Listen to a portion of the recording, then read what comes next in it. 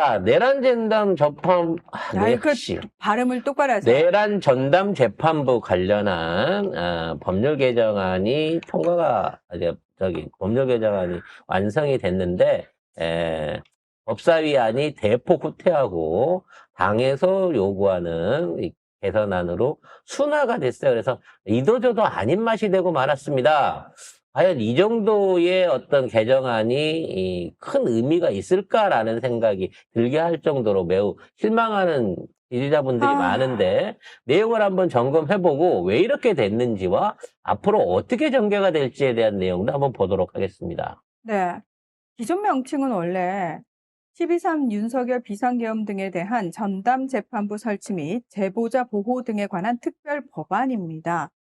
그런데 이거를 내란 및 외환에 관한 특별전담재판에 관한 특별법으로 명칭을 일단 변경을 합니다. 왜냐면 사람을 딱 찍어서 12.3 또는 윤석열 내란 재판법 이렇게 가면 또 그게 헌법에 위반된 소지가 있다네요. 그래서 이름을 일단 두리뭉실하게 바꾼 게 첫 번째 후퇴 사안이었습니다.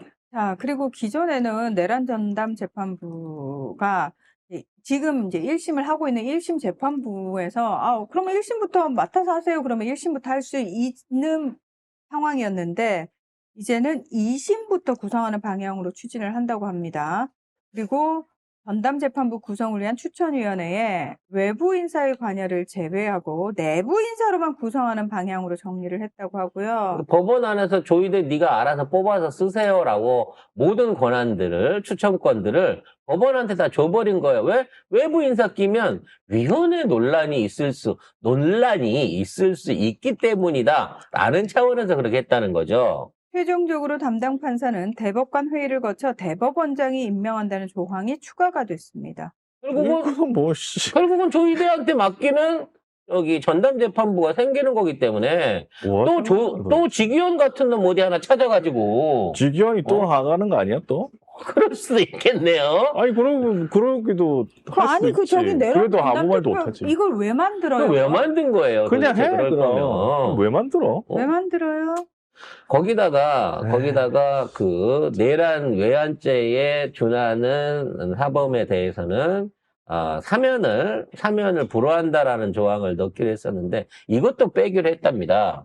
왜냐하면 이게 또 대통령의 사면권을 제한하는 또 위헌 소지가 될 수 있다는 이유로 그것도 빼버린 거예요. 쉽게 말해서 처음에 출발할 때는 윤석열 이 새끼를 어떻게든 잡아서 내란 사범들을 12.3 관련된 내란 사범들을 똘똘 뭉쳐갖고 우리가 법관들을 추천해서 뽑아가지고 그 안에서 전담재판부를 운영하자라는 취지에서 이 법안을 시작을 한 건데 결국은 이름도 빠져 추가 처벌 조항도 빠져 심지어 법원 추천권도 다 법원에 다시 되돌려줘 버려 이렇게 되다 보니까 이럴 거면 굳이 이걸 만들 필요가 있나? 라고 하는 실망감을 갖고 계신 분들도 많이 있다는 거죠.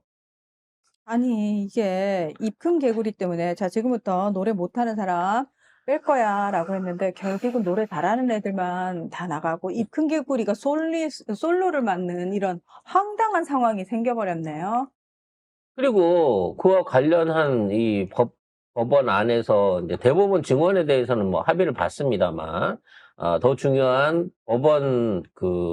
대법원 법관들에 대한 연령 제한, 이거 공무원법 위반이니까, 지금 있는데 53세로 다시 조정해갖고, 날려버리자. 이런 논의에 대한 부분 다 빼버렸어요. 그렇게 되다 보니까,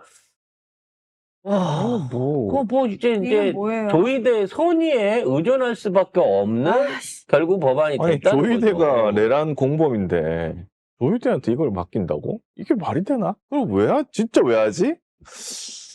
다만 그에 대한 여러 가지 제안들에 대한 얘기들을 김영민 의원이 몇 가지 하긴 했습니다만 그거는 실행될 때 얘기인 거고요. 그 대안들 충분히 견제할 수 있다 이런 건 견제의 내용인 거고 우리가 요구하는 것은 뭔가 제대로 된 수사와 재판이 이루어질 수 있도록 제대로 된 법관을 좀 앉혀달라는 얘기 아닙니까? 근데 그 법관을 앉히고 임명하는 권한을 고스란히 대법원에 다 줘버리면 명칭이 좀 순해지고 뭐 어떤 이런 거는 중요한 게 아니라고 본단 말이지. 최소한 제대로 된 재판부가 구성될 수 있는 여건은 확보를 해야 되는 거 아니냐는 거지. 근데 그걸 갖다가 결과적으로 내놓은 유일한 대안이 임의적인 배당을 할 수 없도록 그 부분에 대한 감시 통제를 강화한다는 것만 갖고 이게 되냐고. 결과적으로 따져놓고 보면 지기현 같은 재판장이 대심에서도 안 올라온다는, 고등법원에서도 안 올라온다는 보장이 어디 있어. 대법원에 올라가 버리면 조의대는 그대로 유죄면 무죄로 파기환송할 것이고, 무죄로 나오면 그대로 바로 올려가지고 무죄를 터버릴 놈들인데. 근데 지금 민주당의 문제도 문제지만 법조 애들이 또 이게 다 위헌이다 이래가지고 민주당이 쪼그라든 것도 있긴 있어요. 그리고 조국혁신당도 요 위헌이다 해서 요거 바꾼 거를 좋아합니다. 위헌 이제 소지 없앴다고. 근데 그러면 사법부를 우리가 믿을 수 있느냐? 못 믿지. 그러면 이거 통과시켜가지고 뭘 할 수 있느냐? 아무것도 못해요. 대신에 이제 민주당이 해야 되는 거는 진짜 사법부가 할 수 있게 계속 압박을 넣어야 돼. 그러면 또 국민들이 또 나와가지고 계속 촛불 들어야 돼. 계속 우리가 또 해야 되는 거예요. 우리가 해가지고 민주당이 쪼고 민주당이 쪼아서 어쩔 수 없이 이거 하게 만들어야지 물 밑에서 움직여야 된다고. 이거 판결을 할 수 있게 사형시킬 수 있게 민주당 움직일 수 있어. 그런데 할 수 있냐고. 이 윤석열 체포된 것도 풀려가는 판에. 그래서 지금 윤석열이 이 재판을 진행하는 내란 재판을 받는 과정 중에 지금 저기가 이제 통과가 되잖아요. 1심 재판이 늦게 끝나게 되게 되면 구속이 만료된 상황에서 재판을 받을 수 있는 위험 요소가 있었단 말이죠. 그래서 요거를 방지라기보다는 이게 정상이긴 한데 요거를 막아낼 수 있는 중요한 판결 선고가 하나 나왔습니다. 이게 뭐냐면 이 내란 사안이 아니고 윤석열이 체포 방해를 하고 경호원들을 해서 공수처의 체포영장에 불응했던 이 사건에 대한 재판에서 그 1심 판결이 내년 1월 16일로 확정이 돼버렸습니다. 이게 어떤 의미가 있는 건지 먼저 분석을 해보겠습니다. 네. 자, 지난 7월에 그 체포방해 혐의로 기소가 됐었거든요. 윤석열이. 그래서 이것과 관련된 재판이 열렸는데 백대현 재판장이 기소 6개월 안에 선고하라는 특검법 조항에 따라 기일을 정했는데 내년 1월 16일 날 선고를 하겠다고 공지를 했습니다. 자, 이 선고가 이렇게 되면 구속 만료일인 1월 18일보다 이틀 먼저 판결이 나게 되는 상황입니다. 자, 이러니까 여기서 만약에 이제 구속으로 뭐 징역형 실형이 떨어지면 그냥 그걸로 계속 살게 되는 거예요. 징역을 살면서 재판을 받아야 되기 때문에 그렇죠. 내란에서 무죄로 풀어준다고 하더라도 감옥에 있어야 됩니다. 그렇습니다. 네, 더군다나 이 사건에 대해서는 이 백대현 재판부가 실질적인 증거라든지 여러 가지 것들을 전부 다 검토를 하고 유죄 선고를 할 것이 확실하기 때문에 윤석열이 풀려날 가능성은 없어진 거예요. 그래서 지금 이제 구속기간을 연장하는 법을 내란 외환죄 1년으로 늘린다라고 하는 법안도 지금 통과가 안 돼 있는 상황에서 이것 자체가 윤석열의 구속을 해지시키지 않는 핵심적인 키가 될 것으로 보여져요. 그래서 그쪽 변호인단들은 내란 재판 보고합시다라고 자꾸 지랄을 하는데 윤석열도 직접 얘기했습니다. 이거 내란 재판 끝나고 하자고. 근데 내란 재판하고 이거랑 아무 상관없다. 니네가 그때 실제적으로 무장시켜가지고 사람들 밀어내고 했던 그 사안들에 대한 게 확인이 됐고 외국에 공문 보내가지고 계엄 입장 재설명하려고 했던 직권남용한 거 맞기 때문에 이 부분에 대해서는 다퉈볼 이유가 없다. 그거랑 비교해서 갈 일이 없다라고 유죄를 치는 거예요.